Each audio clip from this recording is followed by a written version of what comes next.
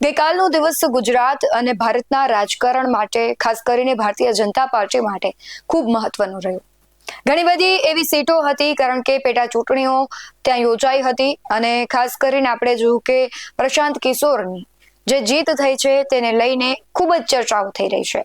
બીજી બાજુ ગુજરાતની વડોદરાની વાત કરવી છે, કારણ કે માંજલપુર પરની જે પેટા ચૂંટણી થઈ હતી એમાં ભારતીય જનતા પાર્ટીને ખૂબ મોટી જીત મળી છે. પરંતુ સૌથી મહત્વનું એ રહ્યું કે જે કોંગ્રેસના ઉમેદવાર હાર્યા છે, ત્યારબાદ એક ક્ષત્રિય આગેવાને જે વચન આપ્યું હતું તે પાડ્યું હતું.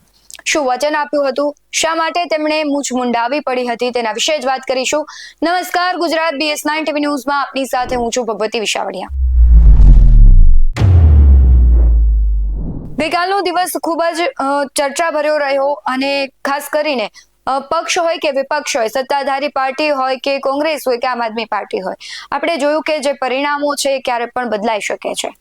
ખેડૂતો છે, યુવાનો છે, આક્રોશિત થાય અને ત્યારે એક પ્રકારનું જે એના માનસિકતા હોય, કોઈ પક્ષ પ્રત્યેની તેમની જે માગણી હોય, લાગણી હોય અને તેમની માનસિકતા હોય તે બદલાય, ત્યારે કેવું પરિણામ આવે એ ગઈકાલે આપણે જોયું. પરંતુ સૌથી ચર્ચાનું ગુજરાત માટે રહ્યું કે માંજલપુર વિધાનસભાની જે પેટા ચૂંટણીમાં કોંગ્રેસ ઉમેદવાર ભીખા રબારીની હાર થાય છે અને હાર થતા જ ક્ષત્રિય અગ્રણી અને સામાજિક કાર્યકર મહેન્દ્રસિંહ રાઠોડે દાઢી મૂછ કાઢી નાખી હતી. ભીખા રબારી હારશે તો પોતાની દાઢી મૂછ કાઢવાનું તેમણે વચન આપ્યું હતું અને એ વચન મહેન્દ્ર રાઠોડે નિભાવ્યું છે.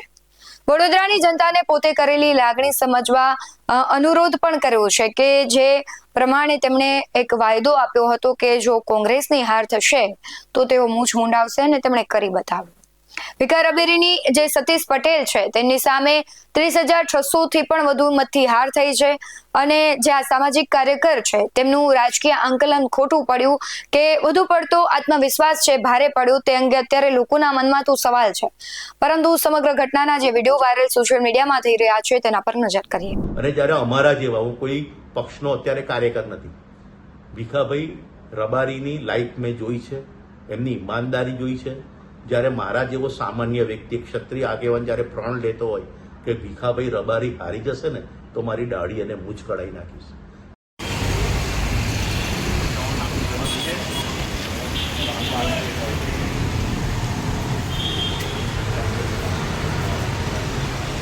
તમને જેવું લાગે થોડો કટ મોટો ડોક્ટરની આવે બોલવાનું, તમારી આવે નહીં બોલવાનું. થોડું પેલા મોટું શું કરી દે, કેવું લાગે? માણસ બે જણનો માર ખાય, એક બહેરાનો ને એક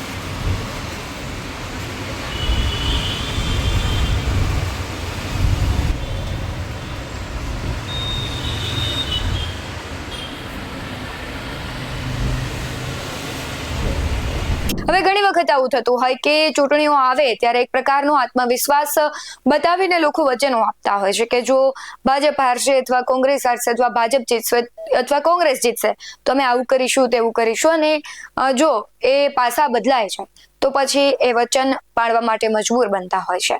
ભૂતકાળમાં પણ આવી ઘણી બધી ઘટનાઓ બની છે. વિધાનસભાની આ ચૂંટણી, પેટા ચૂંટણી જે વડોદરાના માંજલપુરમાં હતી તેમાં પણ આપણે જોયું કે આ સામાજિક કાર્યકર છે એમણે પોતાનું વચન નિભાવ્યું છે. આ વચનને લઈને શું માનવું છે આખી ઘટનાને લઈને, અને ભારતીય જનતા પાર્ટી જે જીતી છે અને બીજી તરફ ભારતીય જનતા પાર્ટીને ઘણી બધી એવી જગ્યાઓ છે કે ત્યાં હાર પણ મળી છે, તેને લઈને તમારું શું માનવું છે કમેન્ટમાં જરૂરથી જણાવજો. બાકી આવા જ વધુ અહેવાલો સાથે ફરી મળતા રહીશું. તમે અમારી યુટ્યુબ ચેનલને સબસ્ક્રાઇબ કરવાનું, અમને ફેસબુક અને ઇન્સ્ટાગ્રામ પર ફોલો કરવાનું ભૂલશો નહીં. બાકી અવનવી અપડેટ્સ મેળવવા માટે આપ જોતા રહો BS19 ન્યૂઝ. નમસ્કાર.